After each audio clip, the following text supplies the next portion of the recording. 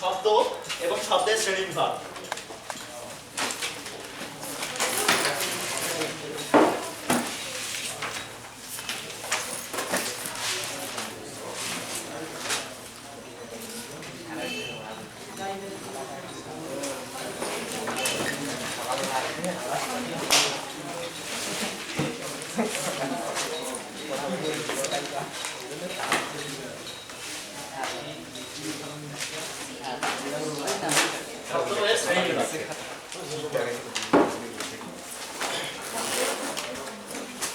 শব্দ বলতে আমরা কি বুঝি? শব্দ, শব্দের সংজ্ঞা কি? হ্যাঁ, এক বা একাধিক ধ্বনি পরস্পর মিলিত হয়ে যদি একটি অর্থবোধক যদি একটা হচ্ছে জিনিস যদি সে একটা হচ্ছে প্রকাশ পায় তাহলে সেটাকে বলে শব্দ। এক বা একাধিক ধ্বনি মিলিত হয়ে একটা অর্থ প্রকাশ করলে সেটাকে শব্দ বলে। এক বা একাধিক ধ্বনি।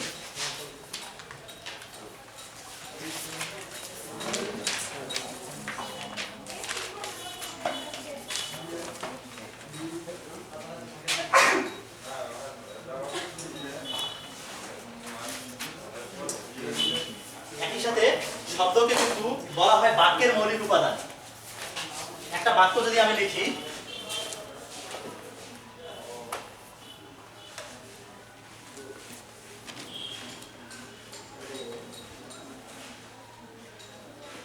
এটা একটা বাক্য, এটা একটা শব্দ, এটা একটা শব্দ, এটা একটা শব্দ, এটা একটা শব্দ, ঠিক আছে?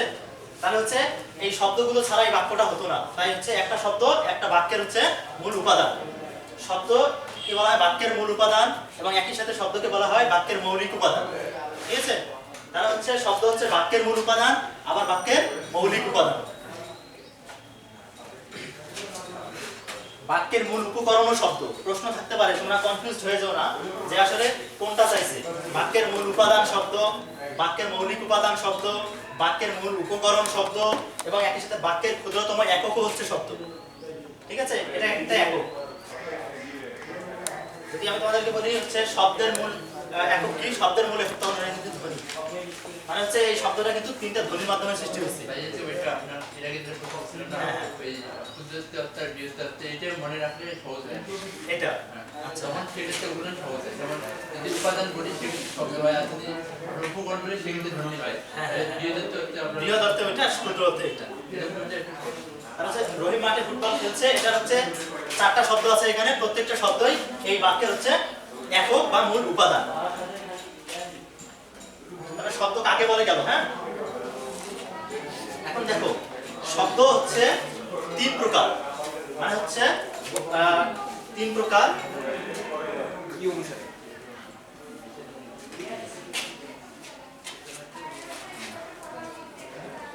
এটা হচ্ছে বিভিন্ন দৃষ্টিকোণ থেকে এটা হতে পারে, এটা আমরা পরে আসতেছি। সেটা হচ্ছে এক হচ্ছে প্রথমে হচ্ছে গঠনগত দিক থেকে, ঠিক আছে?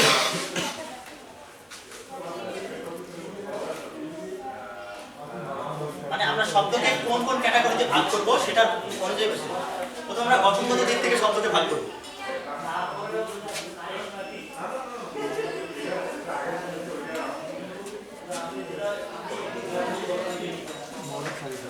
অর্থগত দিক থেকে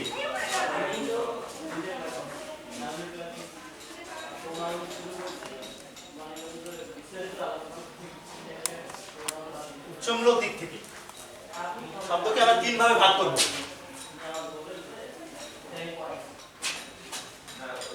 গঠনগত দৃষ্টিকোণ থেকে, অর্থগত দৃষ্টিকোণ থেকে এবং উচ্চমূলক দৃষ্টিকোণ থেকে।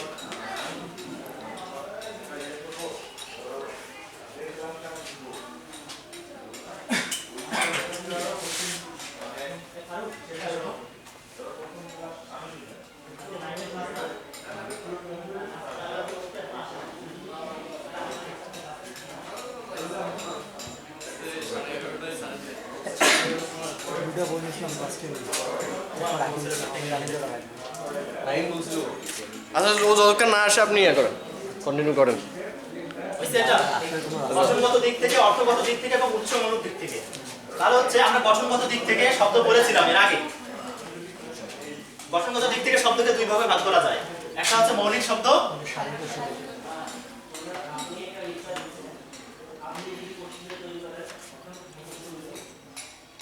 শারীরিক শব্দ। মৌলিক শব্দ কাকে বলো? যে শব্দগুলোকে আর ক্ষুদ্র অংশে ভাগ করা যায় না সেগুলোকে বলা হয় মৌলিক শব্দ। যেমন কলম,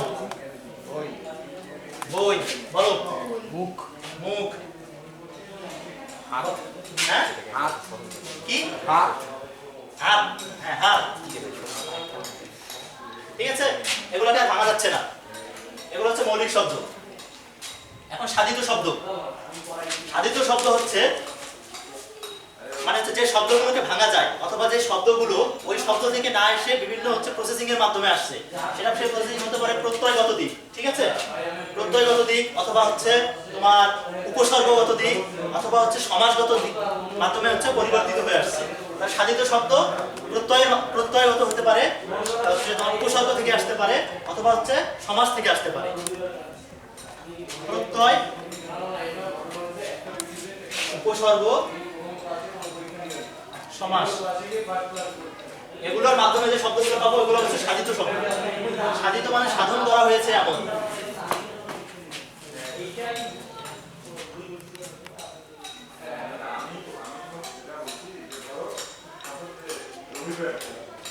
প্রত্যয়গত শব্দের একটা উদাহরণ দাও, এটাকে আমরা পড়ছিলাম।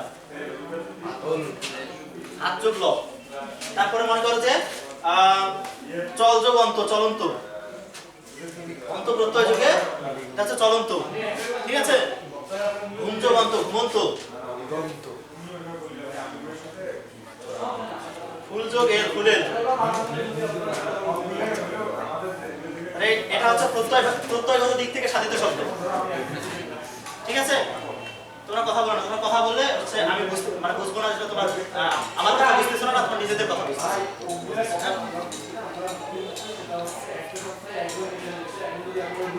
টাকা দিয়ে বলতেছো, যতটা সম্ভব নেওয়ার চেষ্টা করো।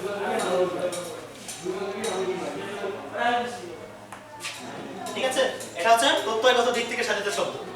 উপসর্গ থেকে একটা বলো,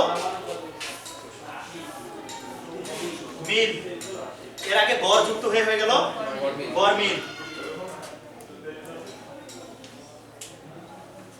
আদবের আগে বে যুক্ত হয়ে গেল বেয়াদব।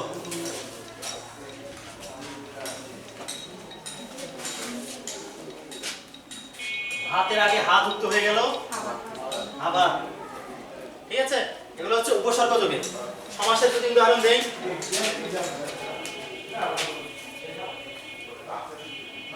সমাসের উদাহরণ দিলে যদি বলতে পারি সিংহ চিহ্নিত, কি হবে এটা? এটা কোন সমাস বলতে পারো? মধ্য পদলোপী কর্মধারয়, ঠিক আছে। মধ্য পদলোপী কর্মধারা পরের সমাসে করব। তারপর মনে করে যে মা ও বাবা,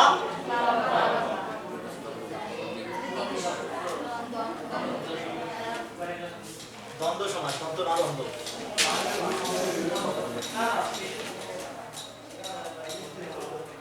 চার মাথা সমাহার, চৌমাথা, হ্যাঁ। যাই হোক, এগুলো হচ্ছে সমাসের মাধ্যমে সাধিত শব্দ, ঠিক আছে। তাহলে গঠনগত দিক থেকে শব্দ পাইলে আমরা মৌলিক শব্দ এবং সাধিত শব্দ। এবারে আমরা দেখব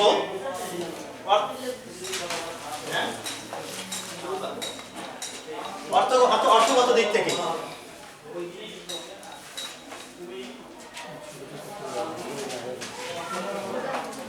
অর্থমূলক,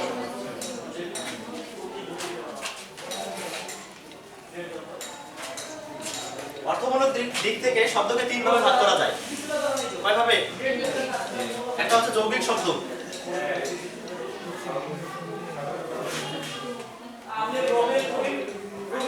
আছে রুড়ি শব্দ,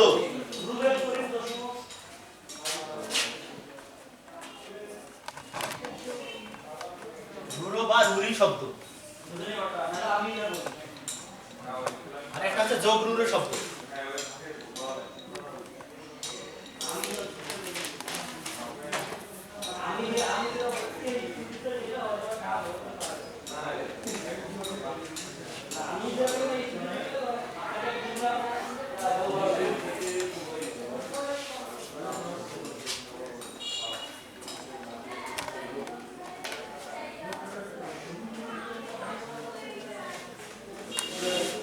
ঠিক আছে, যৌগিক শব্দ আমরা কাকে বলবো? যে শব্দের ব্যুৎপত্তিগত অর্থ এবং ব্যবহারিক অর্থ একই রকম, মানে হচ্ছে যে শব্দটাকে ভাঙলে যে শব্দ দুটো পাবো তাদের অর্থ থেকেই আসলে যৌগিক শব্দটা আসবে।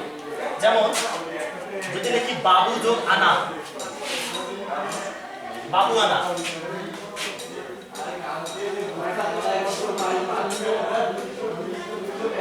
ঠিক আছে, বাবু আনা মানে হচ্ছে বাবুর মতো ভাব, তাই না? বাবু আনা। আবার যদি লিখি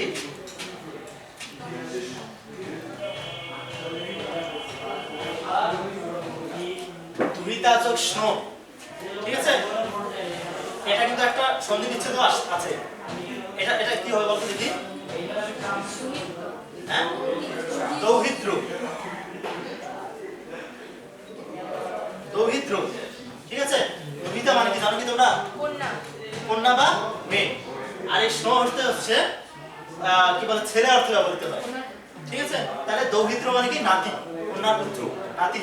তাহলে দেখো এখান থেকে কিন্তু হচ্ছে দৌহিত্র শব্দটা যেটা পাইলাম এটা উৎপত্তিগত অর্থ এবং ব্যবহারিক অর্থ একই, এটাকে বলা হয় যৌগিক শব্দ, ঠিক আছে। বুঝতে পারছো যৌগিক শব্দ তোমরা? একইভাবে মনে করো যে গায়ক, ওই যোগ অ বা ন, গায়ক, ওই অর্থে গান করতে বোঝাইছে, আর অ বা ন করতে হচ্ছে যে গান করে, হ্যাঁ। তাহলে গায়ক ব্যুৎপত্তিগত অর্থ এবং ব্যবহারিক অর্থ একই রকম, এটা হচ্ছে যৌগিক শব্দ।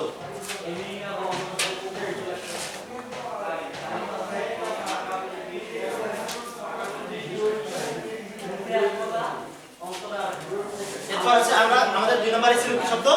রুড়ি শব্দ।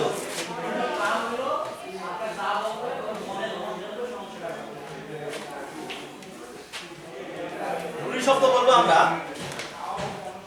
যে শব্দ প্রত্যয় বা উপসর্গ যোগে গঠিত হয়েছে কিন্তু মূল শব্দের অনুগামী না হয়ে অন্য ভিন্ন একটা শব্দ প্রকাশ করবে। যে শব্দ উপসর্গ বা প্রত্যয় যোগে গঠিত হয়েছে কিন্তু মূল শব্দের অনুগামী না হয়ে সে একটা অন্য শব্দ প্রকাশ করবে, ঠিক আছে। লিখে ফেলো, যে শব্দ প্রত্যয় বা উপসর্গ যোগে গঠিত হয় কিন্তু মূল শব্দের অনুগামী না হয়ে অন্য শব্দ অথবা অন্য অর্থ প্রকাশ করে।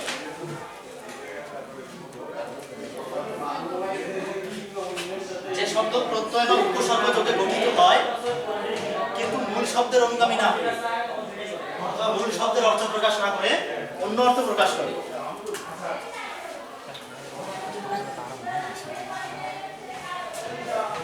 এই রুড়ি শব্দ এবং যোগরূঢ় শব্দ থেকে তোমাদের প্রশ্ন আসবেই আসবে যে কোনো বিশ্ববিদ্যালয়ে, এবং খুবই একটা কনফিউজিং বিষয়।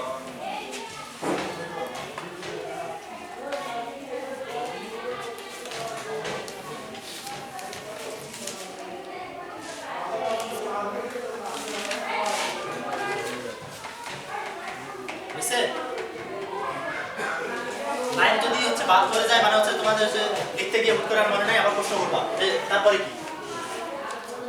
যে শব্দ প্রত্যয় বা উপসর্গ যোগে গঠিত হয় কিন্তু মূল শব্দের অনুগামী না হয়ে একটি ভিন্ন অর্থ প্রকাশ করে তাকে বলা হয় রুড়ি শব্দ। যেমন আমি যদি একটা শব্দ লিখি হস্তি,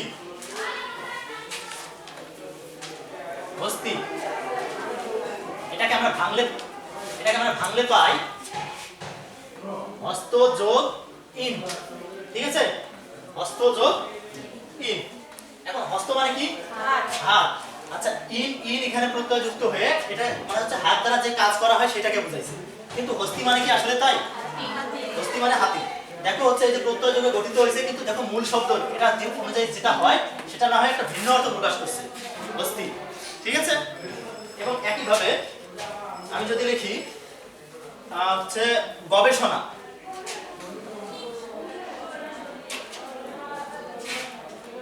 গোযোগ এসোনা, এসম শব্দের অর্থ হচ্ছে খোঁজা, ঠিক আছে। গো মানে গরু, গোযোগ এসোনা মানে হচ্ছে গরু খোঁজা।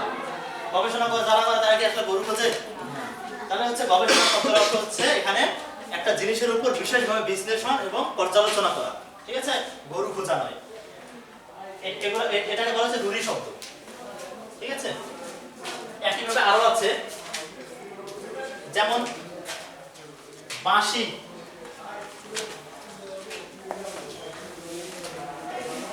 বাঁশি। এই বাঁশি শব্দটাকে ভাঙলে কি হয়? বাঁশ চৌকি, তাই না? তার মানে হচ্ছে বাঁশ দিয়ে যে জিনিস তৈরি করা হয় সেটাকেই বাঁশি বলে। আসলে কি তাই? হ্যাঁ, বাঁশিটা বাঁশ থেকেও তৈরি হয়, বাঁশি কিন্তু প্লাস্টিক থেকেও তৈরি হয়, বাঁশি কিন্তু হচ্ছে তোমার স্টিল থেকেও তৈরি হয়। হ্যাঁ, কিন্তু এই বাঁশি মানে হচ্ছে যে বাঁশি আমরা বলতেছি যে বাঁশ থেকে তৈরি জিনিসকে বাঁশি বলে, সেটা না। মূল শব্দের অনুগামী না হয়ে এই বাঁশি অর্থে একটা বাদ্যযন্ত্রকে বোঝাচ্ছে। ঠিক আছে, বাদ্যযন্ত্রকে বোঝাচ্ছে। যেমন আরেকটা যদি শব্দ লিখি আমি, তৈল।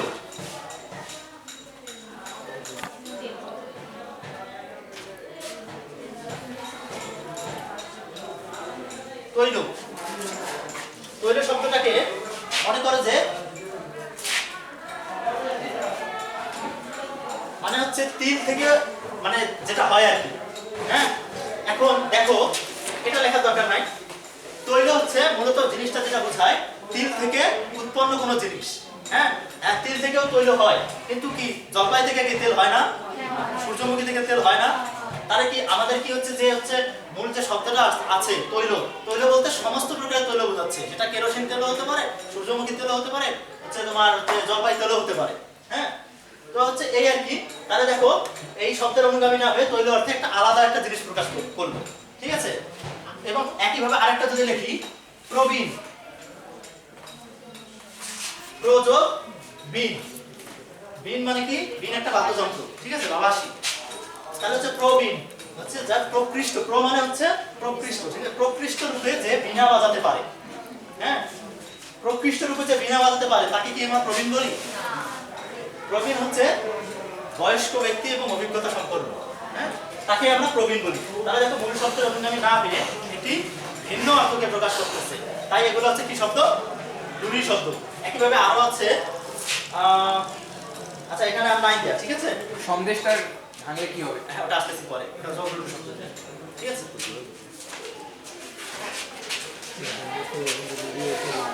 ও না, সন্দেশ। সন্দেশ রূঢ়ি শব্দ। হ্যাঁ, সন্দেশ তোমার মনে করো যে সন্দেশ, সন্দেশ কিন্তু একটা হিন্দি শব্দ। হ্যাঁ, সন্দেশ মানে কি জানো? আমরা মিষ্টি অর্থে ইয়ে করি, কিন্তু সন্দেশ শব্দের অর্থ কিন্তু হচ্ছে সংবাদ বা খবর। একটা গান আছে না, সন্দেশ লাই, একটা গান আছে, গান আছে সংবাদ নিয়ে আসছে, হিন্দিতে একটা গান আছে। তো হচ্ছে সন্দেশ শব্দের অর্থ হিন্দিতে কি হচ্ছে?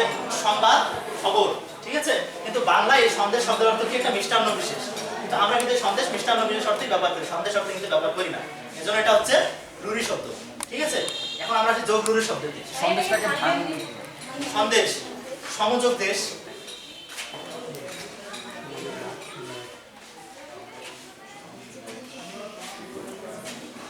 সংবাদের কি গল্প দেখি? সমযোগ বাদ। এই যে হচ্ছে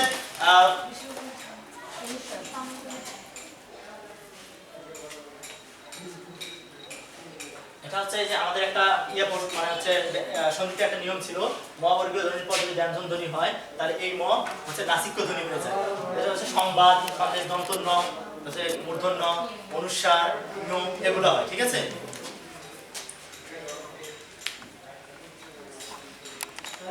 তাহলে হচ্ছে এখন আমরা যোগ রূঢ় শব্দতে আসি।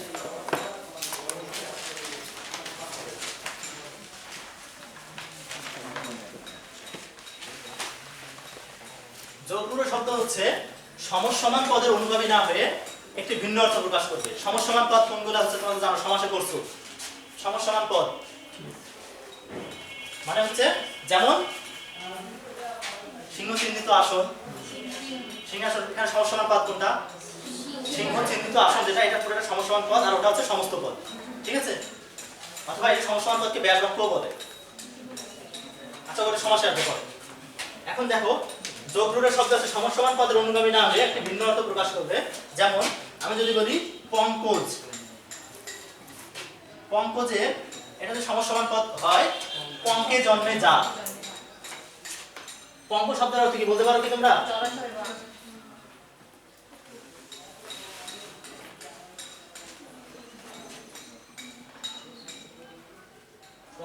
জলাশয়, পুকুর, হ্যাঁ, এখন যাই কিছু তো পঙ্কে জন্মে যায়। এখন পুকুরে কি কি জন্মে? পুকুরে ঘাস লতা পাতাও জন্মে, পুকুরে শৈবালও থাকে, পুকুরে বিভিন্ন হচ্ছে আগাছাও থাকে। এখন পঙ্কজ হচ্ছে শব্দের অর্থ হচ্ছে পঙ্কে জন্মে যা, কিন্তু দেখো পঙ্কে জন্মে যা তাই পঙ্কজ, কিন্তু আসলে পঙ্কজ মানে কি পদ্ম ফুল। ঠিক আছে, তাহলে হচ্ছে দেখো এই সমসমান পদের অনুগামী না হয়ে একটি ভিন্ন অর্থ প্রকাশ করলো। মূলত হচ্ছে যে রুড়ি শব্দ এবং যোগরূঢ় শব্দ এতে হচ্ছে তোমাদের ওইটা হচ্ছে প্রত্যয় এবং উপসর্গ যোগে গঠিত হতে হবে, হ্যাঁ। আর হচ্ছে তোমার যোগরূঢ় শব্দ হচ্ছে সমাস গঠিত নিয়মটা অনুসরণ করবে। ঠিক আছে, এখানে কোনো প্রত্যয় কিংবা উপসর্গ যোগ করার কোনো সম্ভাবনা নাই। না না না, এখানে প্রত্যয় অথবা উপসর্গ যোগ হবে না। ঠিক আছে, এখানে হচ্ছে যে ব্যাস বাক্য অনুযায়ী যে জিনিসটা শব্দটা প্রকাশ পায়, যেমন একটা যদি বলি রাজপুত, রাজার পুত্র, তাই নাকি? রাজার পুত্র, সেটাই তো আমরা রাজপুত বলি। কিন্তু দেখো রাজপুত কিন্তু আসলে একটা হচ্ছে জাতির নাম অথবা একটা পদবী হয়। সুশান্ত সিং রাজপুত কিছুদিন আগে আত্মহত্যা করেছিল, তার কিন্তু পদবী ছিল রাজপুত। এবং ইন্ডিয়া কিন্তু একটা হচ্ছে রাজপুত নামের একটা জাতিও আছে। ঠিক আছে, তার মানে ওরা কি রাজার পুত্র না, তার হচ্ছে রাজপুত। একই সাথে হচ্ছে মনে করছে মহাযাত্রা, মহাসমারোহে যে যাত্রা, মহাযাত্রা, তার মানে মনে করো আমি যদি আজকে হচ্ছে আমার বাসা থেকে রাজশাহীতে যাই, হ্যাঁ, প্রচুর ঢাক ঢোল পিটিয়ে হচ্ছে একদম মহা অনুষ্ঠান করে আমি রাজশাহীতে গেলাম, সেটা কি আমার মহাযাত্রা? মহাযাত্রা মানে কি মৃত্যু, মৃত্যু, এটাই হচ্ছে হচ্ছে মহাযাত্রা। তাহলে হচ্ছে শব্দের অর্থ হচ্ছে মৃত্যু। মহাসমারোহে যে যাত্রা, মহাযাত্রা।